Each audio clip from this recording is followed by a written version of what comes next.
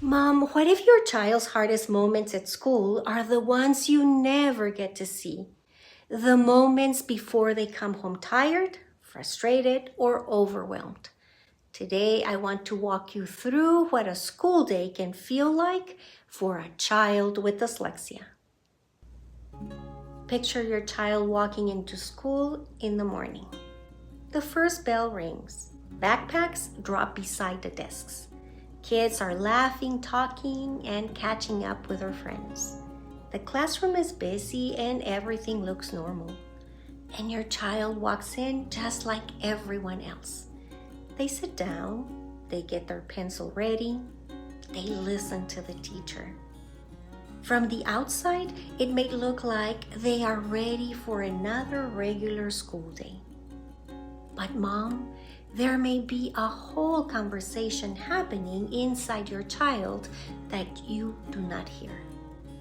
Before the first lesson even begins, they may already be thinking, am I going to have to read out loud today? What if I get stuck on a word? What if everyone notices? Those thoughts don't show up on a report card. They aren't written on their face. And many times, the people around them don't realize how much effort is already happening before learning even begins. Now imagine the teacher opens a book and says, "Today we're going to take turns reading." For many children, this is just part of the school day. They pick up their book, they read their page, then they move on. But for a child with dyslexia, that moment can feel very different. They may not be thinking about the story. Instead, they may be thinking, how many kids are ahead of me? Which paragraph will I get? Will I know the words?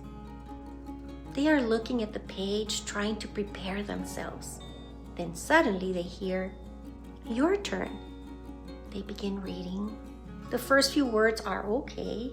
Then they reach a word that doesn't come easily. They pause. They try again. Maybe another student says a word before they get the chance. The teacher says, "Take your time," and she means it kindly. But your child may not be thinking about the teacher's kindness in that moment. They may be thinking about all the eyes looking at them. They may be wondering how long everyone has been waiting. And here is something important. Even after they finish reading, the effort doesn't just disappear. They may have spent so much energy trying to figure out the words that they missed and the meaning of the story. Now let's move to another part of the day. The teacher is explaining a lesson. She writes instructions on the board. Around the classroom, pencils start moving. Other students glance up, copy the information, and continue working. But your child may experience that moment differently. They look up, they copy a few words, they look back down, then they look up again, then they think, wait, where was I? What did I miss? They are trying to hold on to information while also getting it onto paper. From the outside, it might look like they are distracted, but inside, their brain may be working hard to manage everything coming at once. And by the time they finish copying the instructions, the class may already be moving on to the next activity. Now imagine the teacher gives an assignment and says, "You have 10 minutes to finish." For some students, a timer helps them stay focused. But for some children with dyslexia, that timer can add another layer of pressure because they aren't just answering questions. They may still be trying to understand the directions. They may still be figuring out what the question is asking. They may still be organizing their thoughts. And then they hear things around them. A classmate says, "I'm almost done." A paper gets turned in. A chair moves. Another student finishes. But your child is still working. Mom, this is where misunderstandings can happen. Someone might think that they are taking too long. They need to work faster. But the reality may be that your child is putting in just as much effort, sometimes even more. The process simply takes longer. Then comes writing. The teacher says, write a paragraph about this topic. And maybe your child actually has a lot to say. They have ideas, they have stories, they know what they want to explain. But getting those thoughts from their mind onto paper can be the difficult part. They start a sentence, they stop, they think about spelling, they erase, they try again. Then they lose the thought they were trying to write. It's frustrating because the ideas are there, but the paper doesn't always show everything that's happening inside their mind. And that can be confusing for adults who only see the final assignment. Mom, this is one of the biggest reasons dyslexia can be missed. Some children become very good at hiding what feels difficult. They may look around to see what everyone else is doing. They may wait for another student to answer. They may avoid volunteering to read. They may choose activities where they don't have to write as much. Sometimes they may joke around or act like they don't care. But what looks like not caring may actually be a child trying to avoid another uncomfortable moment. They are not trying to avoid learning. They are trying to make it through the day. Now think about everything your child has done before coming home. They have listened, they have tried to read, they have written, and they have followed directions. They have worked to keep up. And many of those challenges happen quietly. That's why sometimes adults only see the result.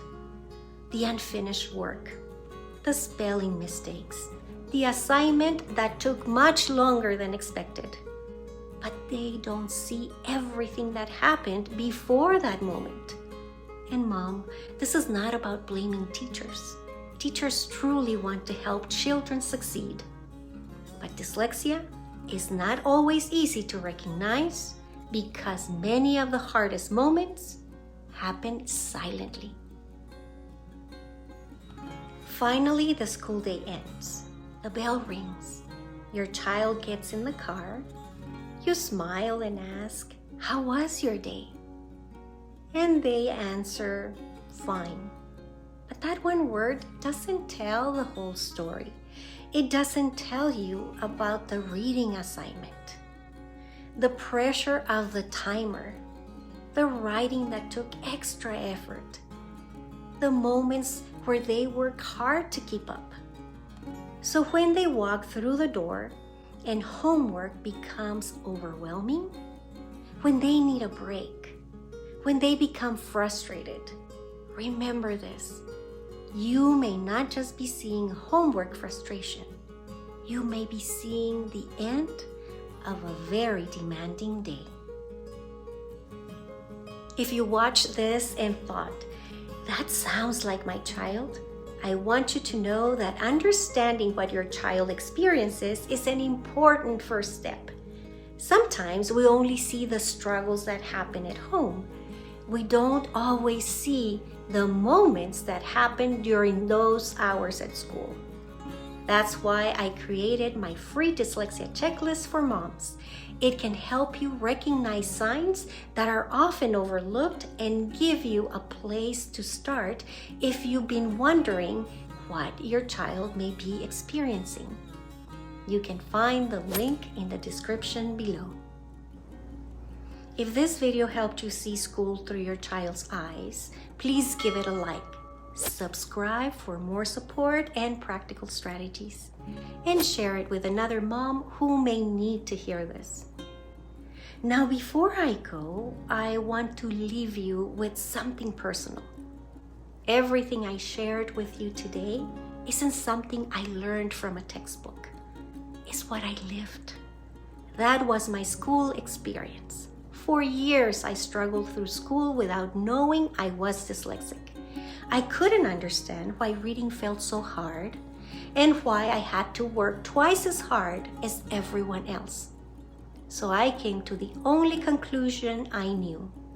I believed I was dumb. It wasn't until much later in life that I discovered that I was dyslexic. Looking back, everything finally made sense. The problem was never my intelligence. It was that my brain learned differently. Mom, your child's school day is made up of so many moments you may never see. But when you understand what those moments can feel like, you can begin to support them in a completely different way. And sometimes having one person who truly understands can change everything. Thank you for being here.